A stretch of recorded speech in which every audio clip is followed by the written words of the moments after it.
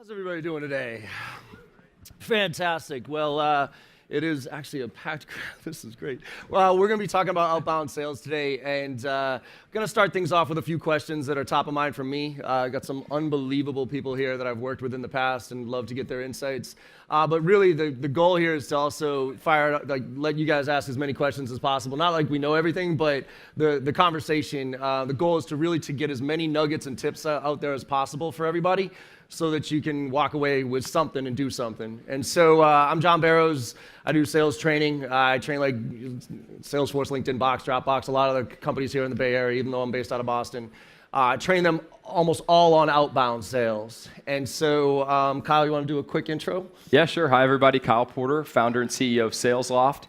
And what we do is we help inside sales organizations and sales teams that are driven by sales development convert more prospects into qualified opportunities. And happy to be here. Thanks, everybody, for coming out. I know you could be upstairs or downstairs or anywhere else, and you chose to be here. We're really honored. Absolutely. Cool. Kathy? Great. Kathy Lord. I run the direct sales organization for Intacct, cloud accounting ERP vendor. And we actually have leveraged John Barrows on a number of occasions. So I do really believe in the outbound sales organizations. And I think we're going to have a really exciting topic today in terms of really helping everybody understand how can we best go prosecute getting clients who aren't coming to us. Yep. And so excited about that. Cool. All right. So just a quick gut check on the room real fast here. How many of y'all work for companies under 100 employees? Under 100 employees. All right. Good. Between 100 and 1,000, give or take. All right. And 1,000 plus. All right. Now, who are individual contributors, like sales reps out there hitting the pavement? All right. Versus managers and leadership in sales. All right. So it's mostly leadership. Fantastic. That'll help kind of drive the questions and everything else of where we want to go with this. So the first question that I thought of in prepping for this is, when do you really start outbound, right? Because there's a lot of talk about marketing automation, how we get the lead flow and all that other stuff. And then there's always that inflection point with a lot of businesses where the inbound just doesn't keep up with the growth of the business, with the with the bigger deal size and all that other stuff. So there's always that inflection point that says, okay, now we got to go outbound. So the question is because it's a different muscle, when should you start looking at it as a business, as a small business? I'm going to kind of throw it over to Kyle and just get his feedback.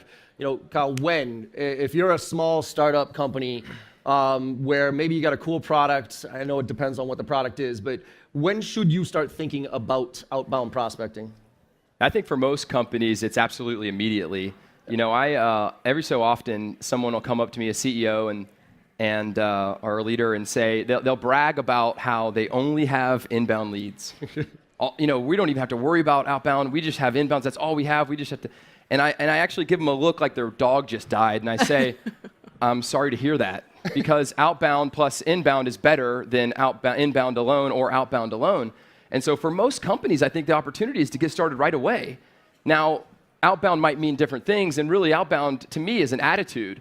I just spent some time with a company called DigitalOcean, who has recently surpassed the $100 million mark in a very short period of time, and they've got a really heavy inbound play. Yep. But I knew these guys when they had 0 customers, and you better believe they were some of the biggest hustlers I ever knew. They would walk over to someone's desk and say, download this, go sign up for this. And wherever they went, we just told a story backstage, one of the guys literally did 100 push-ups in front of a reporter so that he would get written about. Right? Like, that's an attitude of like going out and grabbing customers. Right. And so I think you always have to have that attitude. And for most companies, you have to put a process in place as soon as possible to start identifying who are the companies you actually want and then going deep to get them. Because inbound's not going to always bring you those people that you totally, absolutely need to have as customers, whereas outbound allows you to do that. So I think immediately and as soon as you possibly can. Yeah, I think that's a good point in the fact, inbound, what my experience is at least, is inbound drives, low people on the totem pole. If you talk about the power line, there's people above the power line and people below it. Inbound drives a lot of downloads of white papers and those type of things. And you can take the seed and grow approach where it's like, okay, I see, you've downloaded this, let me talk to you and then build it up. But if you want a bigger deal sizes, if you want, to talk to higher level executives, the outbound's a huge piece. So Kathy, talk to us about, Intacct. When you've been there, we were actually talking for a while. You're a little bit of an anomaly. So you could give a little bit of background, but couldn't believe when you said you're in 7 years? 9 years. 9 years. Yes. 9 years in the same role, which is, Yeah. I think that deserves a round of applause, by the way. And we did the math backstage, and it's like 4 times the average tenure of a VP of sales, so you're defying the odds. So you've seen a lot. Absolutely. And I'm going to be a little bit contradictory, but yet I agree with you at the same time. So I think it really depends a little bit on the complexity of the product you're selling, the consideration, and are you selling to mid-market enterprise or are you selling to SMB and more smaller emerging companies? Because obviously, if one, it's hard to actually get the data. So if you're trying to target SMB and emerging companies, I mean, procuring a list of accurate information about these companies and getting the contacts is really difficult. Yeah. And so that was where we spent a lot of our initial stages. So I came on board at about 2 million in revenue, and now we're very high double digits in revenue. And it was all about to get that initial acceleration was truly the inbound marketing. We took the big net and we put it out there and we brought it in. It did take a lot of refinement though, and I think that's the point that you brought up, Kyle, is initially you don't necessarily know who that ideal target is that you're trying to get, and I think it's a lot easier to do that with some outbound efforts. Yep. But you also have to balance that with how efficiently can we go get to market, because I don't think there's a single company in this room that's overfunded that has unlimited access to capital. So how can you best grow your pipeline within the capital envelope that you have? Now, I'll say one of the mistakes we did make at Intacct is because we were so phenomenally successful building this marketing machine, we sort of got that attitude of, oh, great, the sales reps got fat and happy. They didn't have to do much outbound prospecting. Mm-hmm. We finally realized, well, wait a minute. This is exactly the point you said. Well, it seems like marketing is hitting a plateau in terms of the opportunities and leads they can generate for us.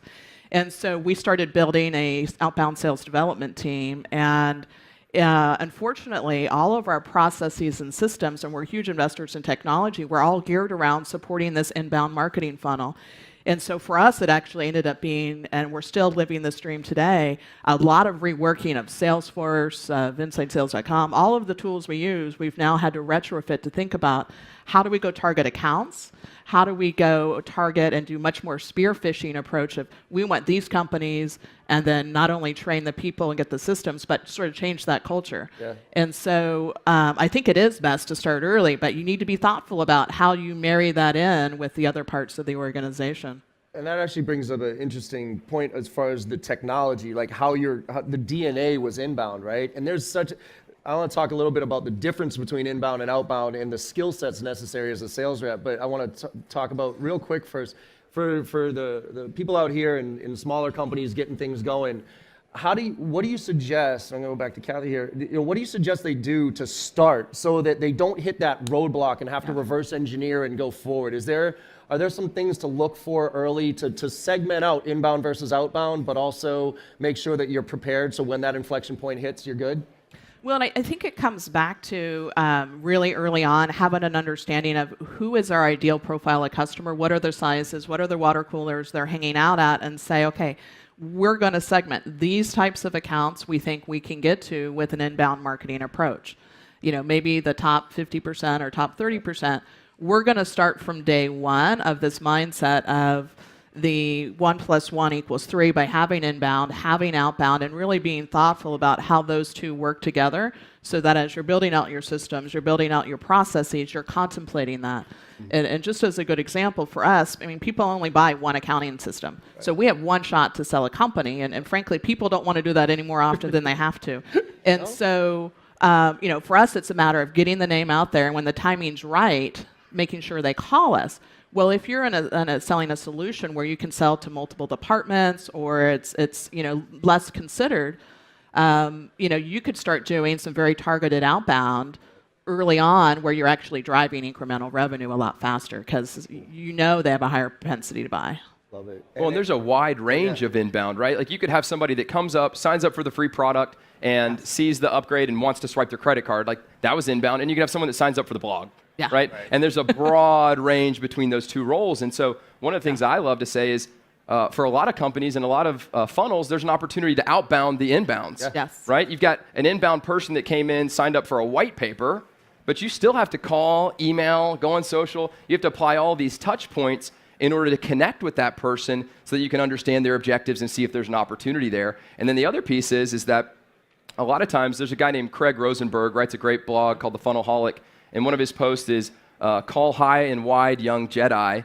And the whole idea there is something that Mark Roberge at HubSpot does as well. It's that you might get an inbound from the junior or line level individual who wants to check out whatever you're doing, but that's an awesome opportunity for you to start calling upstream and moving into the director or VP level. And so it's kind of outbound-ish, but the lead started inbound. Actually, and that marries up. You're seeing a lot where lead scoring is great, right? Where they went on the website, they did these 5 things, but that could be a terrible account. Like, I'm a one-man show. I'm Jay Barrows, it's me. If I go on your website and download some white papers, and you are literally wasting your time reaching out, having one of your reps call me. It just is not because the profile of my company is not a good one for you. But if you marry up the activity with the profile of the company, then I totally agree, where you can kind of set some of those aside. Yeah, go after them and say, hey, what's up? I saw you download the white paper. By the way, just small nugget here.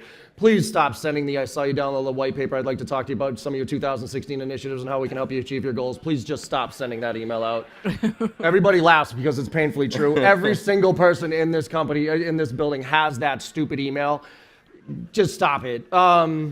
We'll talk about other things to replace it with. But anyways, if you marry those two up, now you can almost treat those, you graduate the inbounds to outbounds, where all of a sudden you have an inbound rep, and this is what I want to talk about now, specifically Kyle, is what's that muscle? It's a different muscle, right? To pick up, follow up with somebody and say, hey, I saw you downloaded this, let's talk. And versus I'm calling into somebody that doesn't even know who we are. So Kyle, I know, startup, hustler, when you started, you did your thing. I mean, I saw you doing push-ups all over the place, getting business. But when you started hiring reps, Salesloft was one of those. You could download it. I mean, I referred a ton of people. So you download it, and all of a sudden, a bunch of people using it. Where did you segment out the inbound versus outbound? Did you have both reps doing both, or was it a graduation? What was it? Yeah, so the first sales development rep we ever hired, a guy named Sean Kester, he came in and would field the inbounds and was also running outbound sequence. He's reaching out to people outbound. We eventually split those into 2. What we found over time was that the biggest difference is the timing. With inbound, you have to be quick. You have to respond, and you have to go deep as fast as you can. And outbound is a little bit more processitized. You're able to kind of set the stage for what you want to do. So that's the big one we see right now. The other day, I saw 2 of my inbound sales development reps playing ping pong, and their manager reached out and he goes, hey guys, 5 leads just came in, and they ran off the ping pong table, but the leads didn't come in. He was just getting them off the ping pong table. Yep. But it kind of underscores this idea that you've got to be on the ball, and there's no resting in inbound. So you got to have coverage. Well, a follow-up question on that. A lot of reps ask me a lot of questions about time management. Like, John, how do if I'm an inbound rep and I'm being asked to do both, everybody knows that we've all seen the statistics, but if you wait 5 minutes to respond to an inbound, all of a sudden the response rates drop by however many ridiculous percentages. There's a vendor who helps you respond quickly that got that study done. I know. But say, what do you do, right? Like, how do you manage your time if you have to deal with both? How do you segment out to do some outbound while maintaining the ability to respond to the inbounds as quickly as possible? Suggestions? We didn't do it well. We ended up splitting it out. Okay. It started that way, but it was quick to where, inbound and outbound, and they became totally different functions. And today, inbound sales development reports to marketing at Salesloft, and outbound sales development reports to sales at Salesloft. And so they're 2 different functions for us. Yeah, we had a similar situation, only they both roll up to the sales organization, but we tried to expect the inbound team to do outbound, and funny enough, they just never seemed to have time, even if their leads were fully followed up with. Yeah. And frankly, it's a different skill set. So one of the things we've done is there's nothing better than growing your own people. So we actually have 3 roles in sales development of sales associate, which is they're building lists, they're doing white spacing, those kinds of activities. So they learn the systems, they learn the processes, they're hearing the people on the phone all day. And then we get young, fresh people in for inbound, and that's their training ground because there's no better training than having thousands of conversations every month. And so you're going to have way more conversations with inbound than you are with outbound. And then we transition them into outbound. But as part of that transition or growth plan, we actually have them do outbound efforts to some of the inbound leads too. And so we found that it's a little more comfortable, it's a little warmer, it starts to build that muscle memory so that as they transition into a pure outbound role, they're much more successfrough. I was going to ask, what do you look for? Because I actually think the inbound role is going to evolve drastically over the next few years here. I wrote a post about how I think the death of the average sales rep and all this automation's coming into play. I actually think the inbound is going to have to elevate their game quite a bit, right? Because if anybody's read the Challenger sale, it talks about by the time somebody comes to us, they're already 60 to 70% of the way through the sales process, that type of thing. So if you're sitting there as an inbound rep, some 21-year-old kid out of college, and you're getting an inbound and the person's like, hey, I want to talk to you. I'm already educated 70% of the way through. I want to talk to you. But if you get some kid who doesn't know what they're talking about and says, oh, well, and ask their crappy BANT questions or whatever, then, you're going to get frustrated. It's kind of like, anybody ever called into Comcast or Verizon and gotten that frontline person and you're just like, put me in touch with a manager. I've already rebooted the router. I already have gone through these ridiculous steps. Let me talk to somebody who actually knows what they're talking about. So I actually think that inbound is going to elevate pretty significantly, whereas the outbound, I still think that you can have that kind of younger, brand new into sales, get your teeth cut. So what do you look for in the difference between skill sets, or when an inbound rep is ready to be outbound? I know it's like, okay, a year in inbound, okay, now you're ready, but what are you really looking for that outbound that's going to shine? So for us, one of the things we look for, and we look for these traits when we first bring somebody into the organization, and they're the same traits, frankly, that we look for in our sales personnel. So are they business savvy? Can they have a good professional conversation? And it's really frightening how much you find that a lot of folks coming out of college today are not used to having those conversations. They're used to texting, they're used to tweeting, they're doing everything online. But verbal professional conversations are definitely not the top of their skill set. So we look for folks who have invested in that are very articulate in writing and verbally, very coachable. So if somebody's really coachable, we have great training and we can put them through, and it's amazing how quickly they bloom. And then somebody who's highly disciplined, are they self-motivated, are they self-starter, have they shown initiative? If they have those three traits, we find that we can make them highly successful.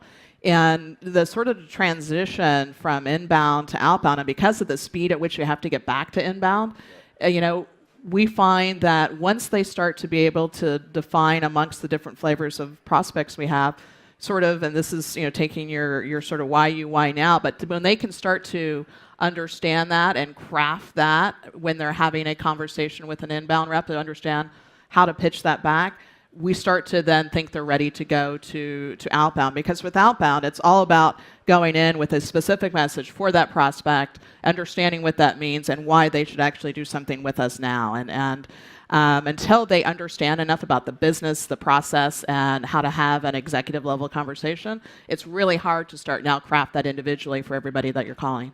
Yeah, I couldn't agree more. Kyle, you got some insight on that one? Yeah, one of the things we did, we recognized that inbound it's a really critical and important role, and sometimes even more so. It might that one moment of inbound might be more important than a moment of outbound.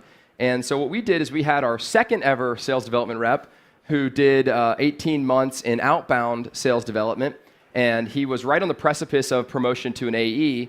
And we came to him and we said, hey, we've got big goals. A lot of them are around inbound. Here are the numbers, here's our expectations. Can you take over as a lead in this team, 3 junior folks plus him? And so now when an important, a well lead scored inbound comes in, he's going to be the one that leads that effort, and then the other team's sitting in the room with him as he does it and learning from him and growing with him. And so I think that's been helpful to us. And then we have a lot of similar traits we're looking for in sales development just in general. And I think one of the big ones is I love someone who's come from a hard, challenging sales environment, whether they were selling magazines door to door or they were selling knives door to door, the Cutco knives. That was me. They're fantastic. Some of my favorite salespeople in the world came from selling Cutco knives. And then I also absolutely love folks who came from the technical recruiting industry. Yes. Okay. So our top outbound sales development rep, Angela, is here today. And she was recruited out of a recruiting company, and they have to go into these environments where they're on the phone all day long, and people are like hanging up on them, telling them you suck, and I don't want to talk to recruiters, and they have to battle these hurdles of getting respected, and I think it teaches them a lot of amazing skills. And the recruiting industry is a tough one. It's not a super scalable industry.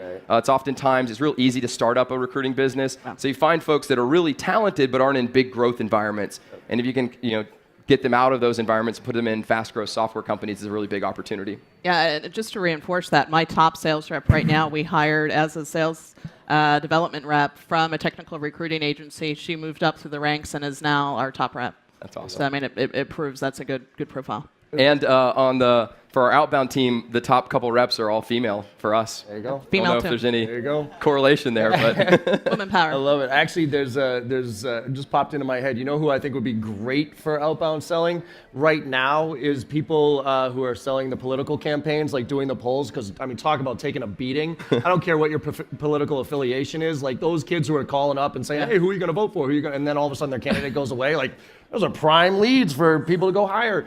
Because talk about taking a beating. All right, so I'm going to ask one more question, then open it up for everybody else. So if you got some stuff, I would love to hear from it. But the one that's kind of top of my mind right now, and it's specifically related to outbound, is the whole marketing automations versus sales automation and how to turn sales reps into effective outbound without turning them into robots. And I don't want to, Kyle and I were actually having this conversation last night. I got approached by somebody, I'm not going to say who it was, but they said, John, what are your thoughts between marketing automation versus sales automation? I go, well, marketing automation is marketing automation. It's like, yeah, you automate, you kind of lead score, all that stuff. Sales automation to me is an oxymoron.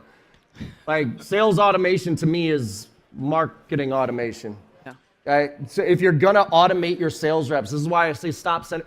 When I say that white paper email, stop having your reps send that white paper email. Have marketing send that white paper email all day long, but stop having a rep sitting there push send every time somebody downloads a white paper and template it out. Because to me, Gary Vaynerchuk is one of my favorite guys that I'm following these days from a marketing standpoint. Total crackpot, I love him. What he talks about is content is king. Everybody talks about content being king, right? What he says though is context is God. And that really struck me because to me that's sales versus marketing, right? Marketing is content, where sales should be at least context. So help me, I mean, I'm gonna, Kyle, start with you because, I mean, your tool, to a certain degree, is a dangerous tool, all right? And I'm not promoting anything here, but one of the things is a lot of these sales automation tools, you take Marketo's and the Pardots, and a lot of them have trouble when they bring something like a Salesloft in, because like, no, Marketo does that, right? Pardot does that. But no, that's turning your sales reps into mini marketers. So then they invest in something like Salesloft or Yes, we're a Tout app, whatever, pick one. And the sales reps use them. One. Yeah, well, picks Kyle's. But the sales reps use them, but then automate. They all of a sudden use them to just blast out template emails, stick them into a cadence without any thought process. So there's a fine line here between sales automation and efficiency versus sales automation.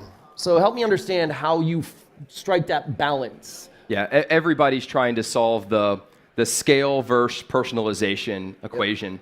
And I got a quick, shameless self-promotion. You mentioned Gary Vaynerchuk. If anybody is in March in Atlanta, 7th, 8th, and 9th, we're going to have our conference, which is predicated on personalized outreach and personalized sales. But Gary Vaynerchuk's going to be a keynote speaker, so we'd love to have you out there. Yep. I think what you're saying is a big deal. You know, I went to New York 2 weeks ago and spoke at this event called Building the Sales Machine, and I had an opportunity to spend a ton of time with some amazing sales development leaders. And what I heard from these guys and gals was that when they started their business, they started by doing a lot of these automation tactics. These big emails that went out, they didn't know exactly who their prospects were going to be. They kind of blanketed the universe. And what happened was they got a bunch of appointments. Yep. Not a large percentage of appointments, but they got a couple of appointments, right? And then they ended up closing some of these businesses. They ended up generating some revenue. And they kept trying to do it. And what they realized was at the very early beginning, when their opportunities were very greenfield, some of this automation stuff worked. Yep. But then what happened is they started honing in on who's my actual customer. Which businesses do I want to go deep with and acquire as companies? And they realized those tactics just didn't work anymore. What they did is, it was like they took a gasoline bucket and just put it out all over the market and threw a match in it and just lit the forest on fire. And so automation can really hurt you when you start to scale as a business. And so my belief is that the best way to go about an outbound sales development process is to pick the logos that you want to be your customers. Now, it might be 50, it might be 100, it might be 1,000. Divide those amongst your sales development team and have them set a process for personalized connection with those folks. Because what you want to do is you want to communicate, you want to connect, and connect means really connect, like human connect. I understand you, I'm connected to you, I understand your problems. Connect with them, then qualify them, then move them along. And you do that through personalized communications. Now, it doesn't have to be like you research for an hour and write a 30-minute long email to them, but you've got to show them that you care, that you're paying attention, that you are like them, and that you're there to help. And if you are able to solve their problems, that's what this thing's all about. And so the right types of emails, the right types of phone calls, and the right type of social touch points, but doing them at scale with process, with tools that help you accelerate those connections. There's an analogy that I like to use, and it's based on Terminator versus Iron Man. Right? Terminator is he's a robot. He's just turned on. Yeah. Go, go, go, go, go, go, go. No thought, programmatically trying to achieve this thing. Whereas Iron Man is a human with emotion and intelligence and connections and all these ideas, but then he puts on the suit, right? He hooks into Jarvis and everything's accelerated. And so the salespeople of the future, the modern sales professional, is the Iron Man or Iron Woman of sales, and they're using all their human skills and then adding to that all these technologies to help them do better. Love it. Yeah. Kathy, from your perspective as a VP, what do you, and same type of thing, but I'd love to your perspective on what do you tell the rep out there that their VP, and I'd like to understand what you're doing, but like when their VP's telling them you have to do 100 activities a day, and when we're saying, hey, but you got to be personalized, right? And the rep's saying time management, so that's why I'm blasting out my 100 emails. What do you say to that, and how do you see the difference between the two? So a couple of different things, and you're going to think I may be schizophrenic when I say this, but it really depends on the type of business and the type of sale that you're doing. So I've been at other companies where it was all about, you could get them in the hook and in a sales cycle in 1 or 2 conversations because, frankly, it was so compelling. It wasn't a big, huge considered purchase, and they could implement it fairly quickly. That in those scenarios, it was, you have fewer conversations and fewer dials, but you're having very meaningful. So that was all about how much effort you put into that target list, because you wanted to really have those personalized because you could, with the right 1 call or 2 calls, get them into the funnel. Conversely, and just to use, I think, Intacct as an example, for considered complex applications, which there's more and more of those, especially in the SaaS world now as the market's evolving, for us, we have to have a minimum of sort of 1,000 working accounts for an outbound rep, because for us, it's all about timing. So people replace the solution every 7 to 10 years. And so we have to have enough working folks that, enough of them are going to be at that conversion point, or new companies coming up. And so I think you have to sort of look at your market, look at the landscape and the buyer's profile to understand what that right mix is. Now, regardless of what you set it at, the outbound reps are going to say, there's no way I can hit that. I don't have enough time. And so what we've really invested in, and it's great there's all these technologies now, is how do you automate those low-value preparation tasks so that they can spend all of their time on the human aspect of it to take and bridge that gap between us and that prospect without having to, do Excel spreadsheets or manual searches on the web and trying to find trigger events and stuff. And so there's so much great automation you can do behind the scenes that puts that person on the stage much more prepared to have a live human-to-human conversation. It's like your golf caddy. He'll drive you up to the tee and hand you the club and say, there's the bunker you want to go to the right. It's a dogleg left, right? Yes, ball on the tee. Now you swing the club, right? As a salesperson, you get out and connect with those people, and you use the creativity. And if you're eliminating a lot of that, kind of rote process stuff, then you can do it more and more and more. I'd like to talk about metrics a little bit. Yeah. I was at a customer site, and I looked on their big screen TV, and I saw that they had a metric that they were monitoring the success of their sales team on, and it was emails sent. Woohoo! And I was like, dude, you can't be doing that. You can't be applauding your team for the number of emails they sent. It just doesn't work. Now, if you were measuring whether they were personalized or not, that might be an angle you can take. But what we believe, and what I've seen and what the best sales leaders have taught me, is that the old school world of sales, the post-opportunity sales that we grew up with, spin selling, they had 3 things that really mattered. The concept of an opportunity, and they still do, by the way, the sales cycle, and the hit rate, the win rate of those opportunities to close. And what's happened now, top of the funnel selling has 3 very similar metrics that matter for the professionalization of this new sales development world. And it's where the salespeople have opportunities, sales development people have logos, right? They haven't even talked to them yet, but they know they're the right logos. And where opportunity stage has sales cycle, SDRs have SDR cycle. How long does it take to go from uncontacted company to qualified appointment? And then the other one is the percentage. You put 1,000 logos in, how many qualified opportunities come out the bottom one? And that's one of the biggest metrics in the world, because if you had rep A who says, I'm going to reach out to 200 accounts and convert 30, that's wildly different than someone reaching out to 2,000 accounts and converting 30. And so that's what we try that's what we've seen. And it's also a dangerous thing for all of you out there thinking that blasting out emails just to kind of get some groundswell. You know, if you look at those two numbers, say you send out 1,000 emails or 1,000 straight up cold calls and you get 5 meetings versus 100 and you get 5 meetings. Those 5 from the 100 are 1,000 times more valuable than the 5 from the 1,000. And for multiple reasons, usually they're higher qualified, but the other is, by getting 5 meetings out of 1,000, even though you got the same thing here, you probably pissed off 995 people that when you try to go back at them, they're gonna be like, yeah, take me off your list, you psycho, all right? So I really, really recommend, tiering out your accounts, getting the logos, treating them separately than the tier 2s and the tier 3s. And maybe if you wanna automate a lot of that stuff. And the last point I'll make on this before we open it up for questions is really, a recommendation for everybody here, split test everything you do.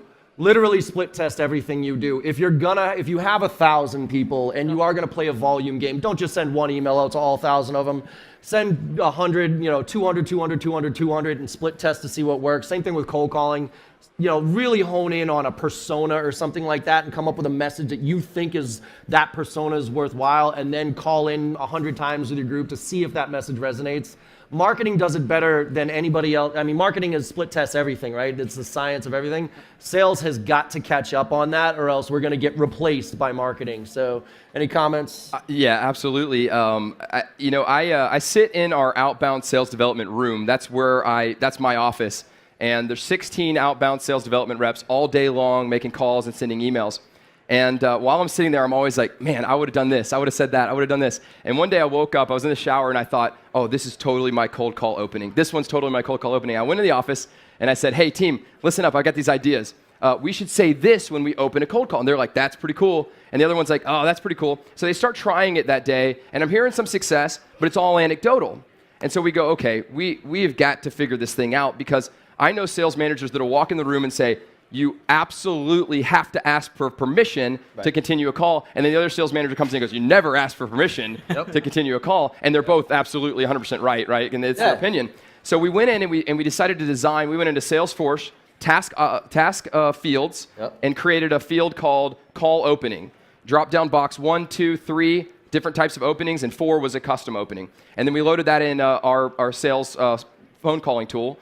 And when they launched those calls, as they're ringing, they just click call 1 or call 2 or call 3.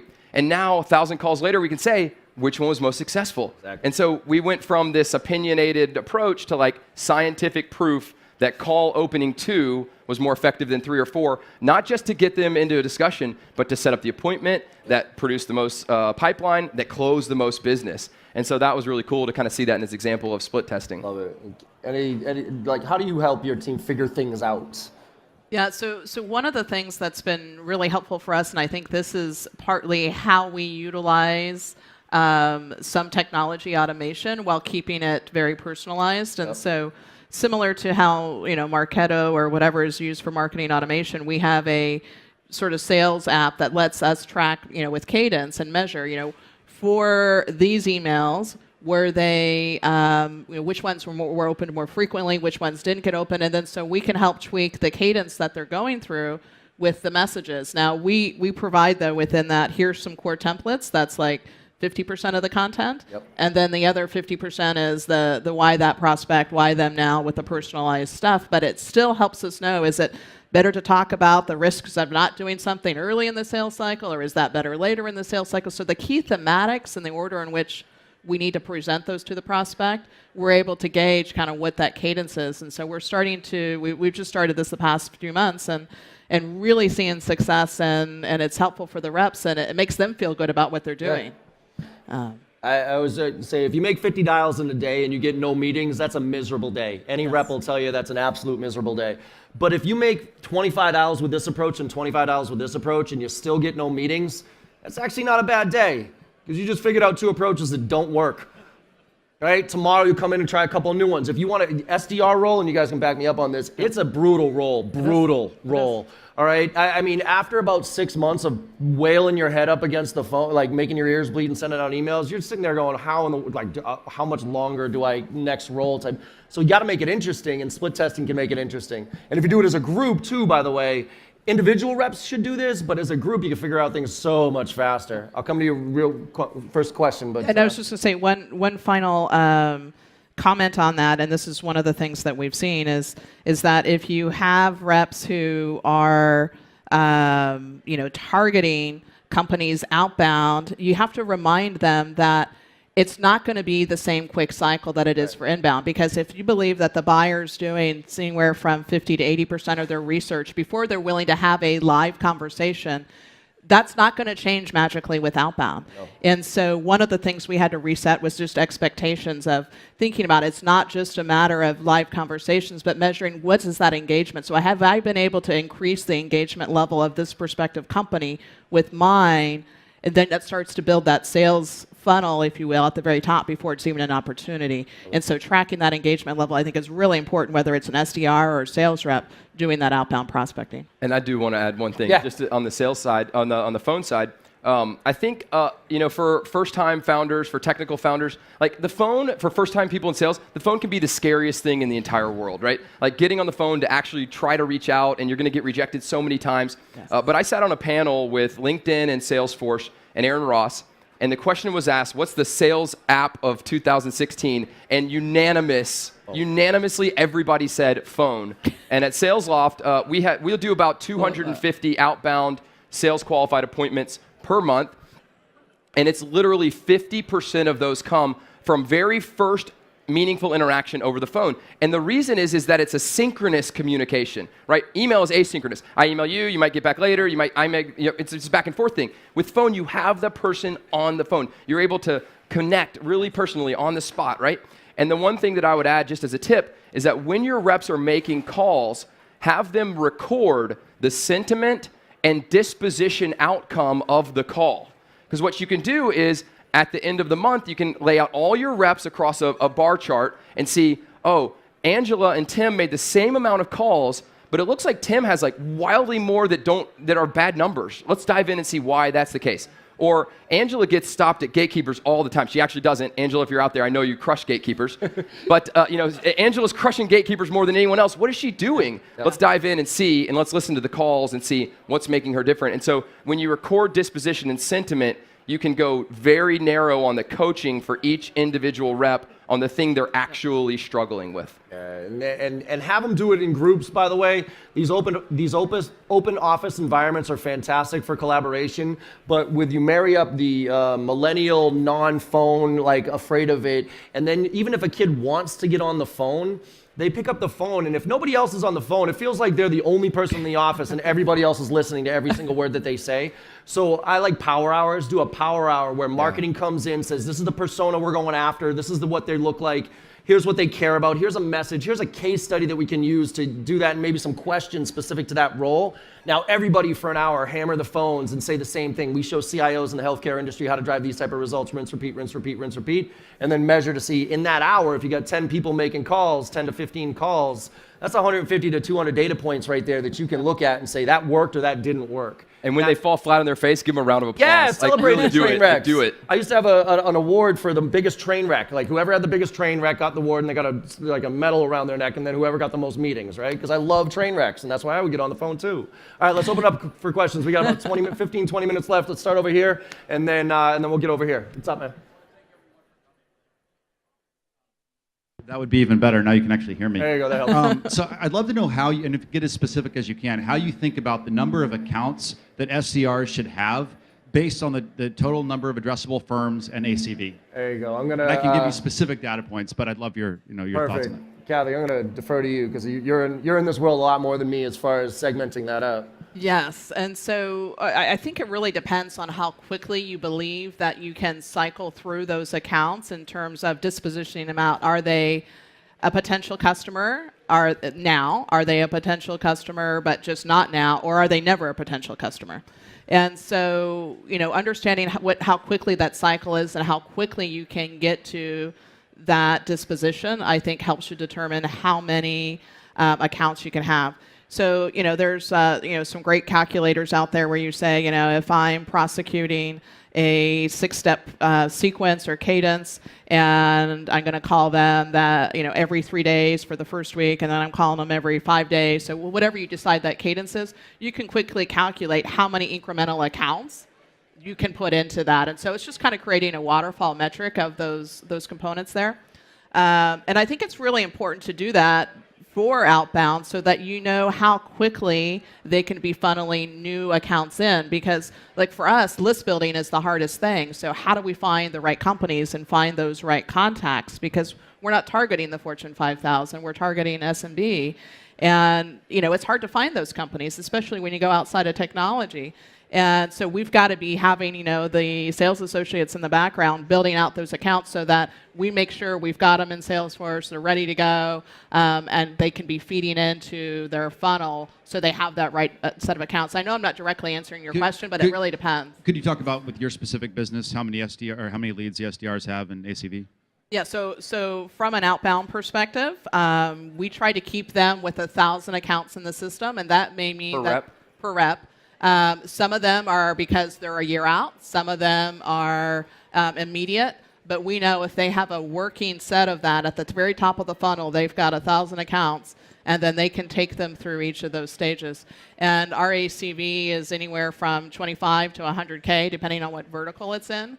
And a very considered purchase. So there's a lot of dialogue that happens with these folks. Does that 1,000 last the entire year, or does it last 6 months, or is it indefinite until you close them? It's kind of like a running set. So as you disposition some out, you need to refeed some more in. Right. And that's where it's having that calculator of knowing that you're going to get through these accounts in a certain period of time. And so having that view, which, by the way, is not easy because most systems look at stuff at the contact level, not the account level.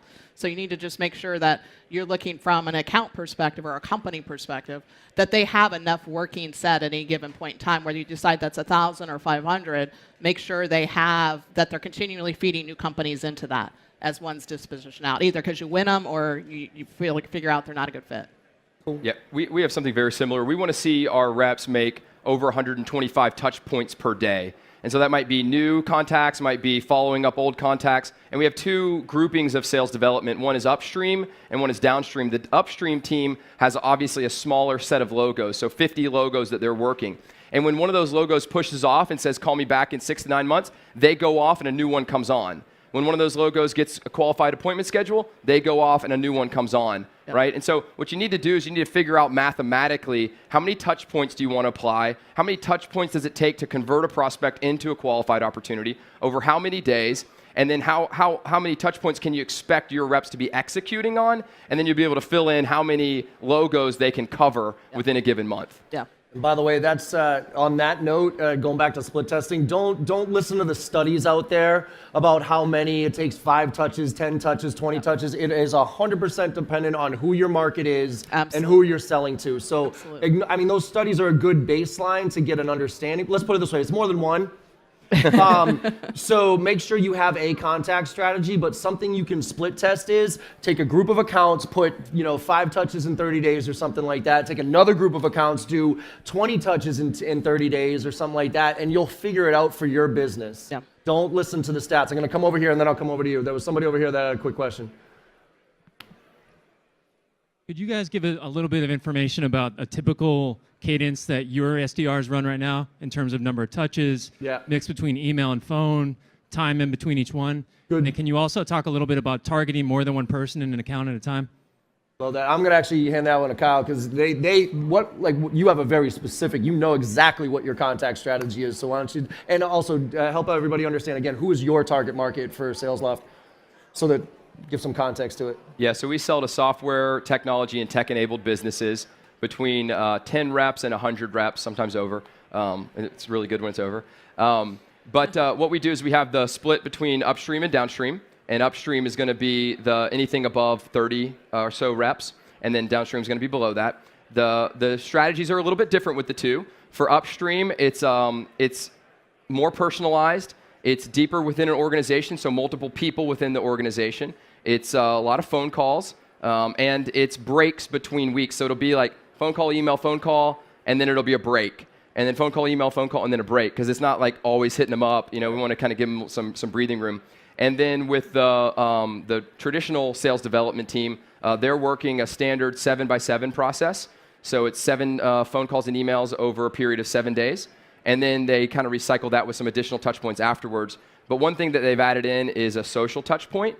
So we're running analysis on which of the prospects are on Twitter and doing a follow, doing a favorite, sometimes doing a reply, very not overburdensome. But those are kind of some of the things. But it's tweaked all the time. I have a sales development leader that reports directly to me. Another thing we do that's actually different than a lot of companies is sales development. The director of sales development reports directly to me. It doesn't report to our VP of sales. Our VP of sales handles all our account executive efforts and everything post-opportunity. But I give her full autonomy to run any steps and process that she wants. She's great and open and available to a call or a conversation if anyone wants to meet with her. Love it. Kelly, do you guys have a specific cadence that you figured out? We absolutely do, and we kind of did a little bit of A/B testing on it, but what we've determined, so we score all of our leads, whether they're inbound or outbound, based on company fit. So we do behavior scores and we do fit scores. So maybe we have like A's and B's are the best, and we have a bunch of A and B leads come in, but they're really not engaged with us. So on a scale of 1 to 4, with 4 being bad, they're like 4s. So we know they're the right company. They're just not, don't have an active project. They're not thinking about us. And so for the A and B leads, we actually have a 12-step cadence that we follow up with. Everything always starts with a phone call. Yep. And most of them are multi-touch, so we'll call. If we don't get them live, we'll leave a message, and then we'll send a follow-up email. Yep. So we're trying to hit them from multiple points there. And then one of the other things we do, and this is, I think, really interesting, as you start to think about, we don't just hit one title. So even with inbound leads, we're going to go, if we get the controller in, we're going to get the CFO and the CEO, and we're going to reach out to them too. And so that's a little bit of the outbound efforts on the inbound leads. Yep. We do the same thing, like one of the new campaigns we just started, and this has been proven really effective, a short tenure but high effective rate so far. For our account execs who are doing outbound, they're doing a much smaller number, so they may pick a customer and they'll go to LinkedIn and say, give me 5 customers or companies like this one. So a very targeted campaign, and they're actually including in-mails in with that, so LinkedIn in-mails. So they'll do a phone call, an email, CEO. We always go through LinkedIn, and we're finding with different titles, we can actually, social media sometimes is easier to get to them because their admin's probably not monitoring their LinkedIn account. They're doing that directly. Yep. And so, combining the phone, the email, social interactions, and even in some cases, following them on Twitter and doing things like that, has really proven effective, especially at the CXO level.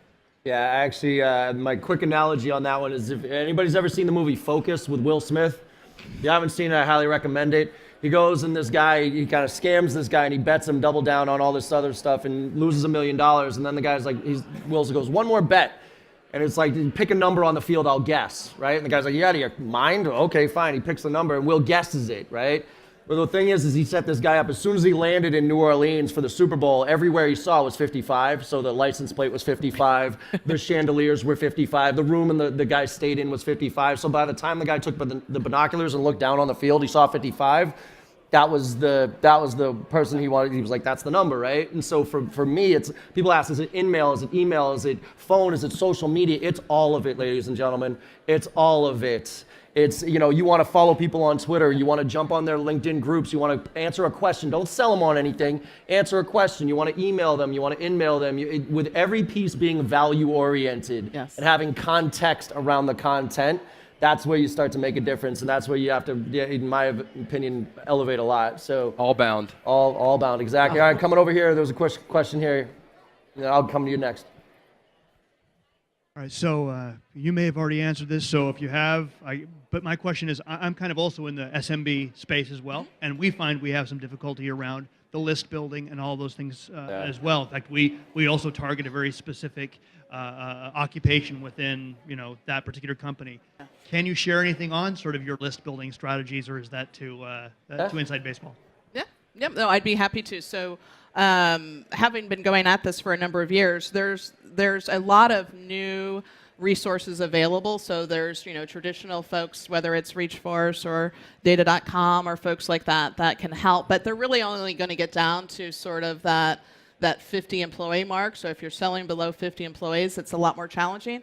What we found, because we're also very vertically oriented, is there's a number of associations for each vertical, and we actually have partnered with them to build out, say, for franchises. We sponsor their shows. We help sponsor and do stuff for the National Franchise Association. And as part of that, we get lists of franchises. So multi-office healthcare is another great one. So it's a lot more pain and suffering, and you have to be very targeted with it. But there's a lot of places to go get niche vertical content. You just have to be creative as to how you get them. And then usually if you give them something in return of value, it's a lot easier to get those lists.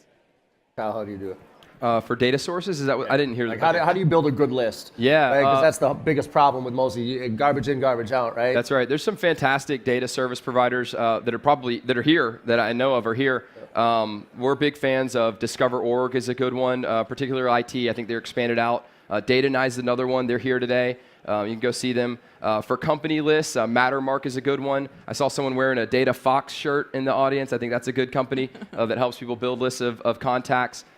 There's some businesses in the predictive analytics space that are helping generate lists of accounts you should go after. EverString is a good one for that. Another company that does good company data is Inside View. So these are some of the ones that our customers have used and had a lot of success with. Ringlead is another one. So check these out. It's always like, who exactly do you want? And then one of them is going to be better positioned to help you get that. And then what resources do you have to capture that information? Whether you want the reps to do it themselves, or whether you want an admin or a sales ops person to kind of do it all themselves.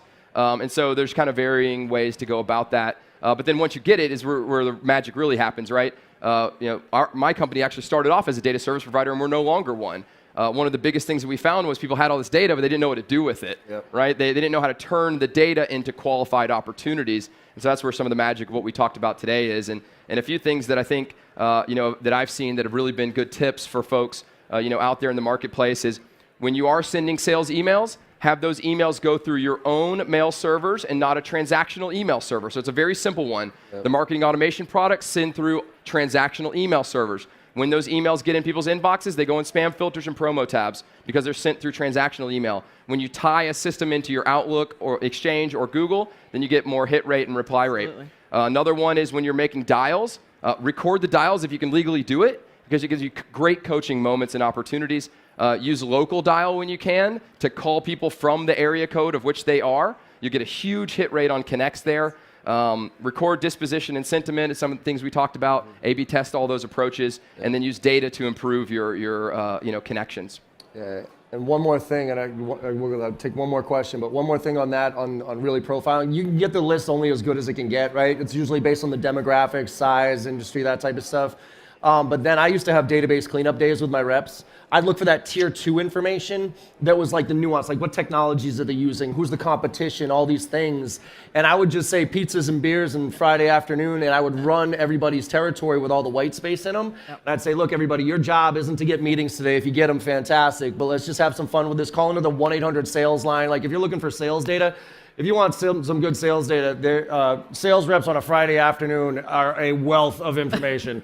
You just call them up and say, hey, I just, maybe share with you some stuff I'm doing. I'd like to get, pick your brain about some stuff, or the 1-800 customer service line, right? And just farm information so later on you can better qualify. So one more question, and then I think we're going to have to bounce here. Down here, did you have that? See how long this goes. I'll come to you if it's more. Yeah. What's up, man? Could you just talk briefly about what's been successful compensation packages for the SDR role? Ooh, yeah, that's gonna be a tough. I'm not in that world anymore, so the comp world at least. I can answer what ours is. It's 70K OTE, 50-50 split between base and variable, comped on contribution to pipeline, qualified appointments. Sometimes deals closed. We've gone back and forth on that. Yeah.